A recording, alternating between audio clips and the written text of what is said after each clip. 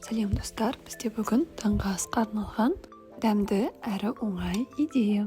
Ең алдымен мен парақшама тіркеліп, колокольчик батырмасын басуды ұмытпаңыздар.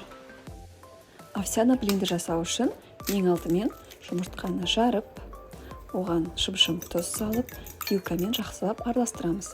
Содан соң үлкен қасықпен 3 столовый ложка сүт құйып, шамамен үлкен қасықпен 3-4 қасық сұлы үлпегін қосып, тағы да жақсылап араластырып, қызып тұрған табаға сұйық майды құйып, осы массаны салып, біркелкі етіп, вилканың көмегімен осылай жасап аламыз да, бетін жауып, әр жағын 2-3 минуттан пісіреміз. Бір жағы піскен соң аударып, екінші жағында 2-3 минут пісіріп аламыз. Дайын болған овсяный блинді осылай тарелкаға саламыз. Мендегі бірінші нұсқасы бұл тәтті овсяный блин, яғни ішіне шоколад пастасын жағып, банандарды салып, осылай дайындаймыз.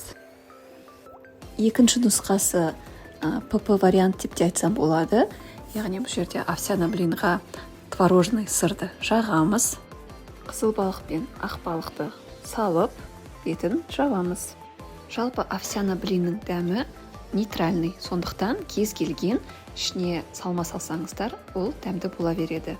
Мінекей достар, біздің таңғы асқа арналған 2 нұсқадағы таңғы астарымыз дайын болды.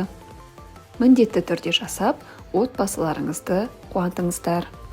Описание бөлімінде толық рецептісі көрсетілген. Видеоның соңына дейін көргендеріңізге көп рахмет. Сіздермен бірге болған Тоқжан.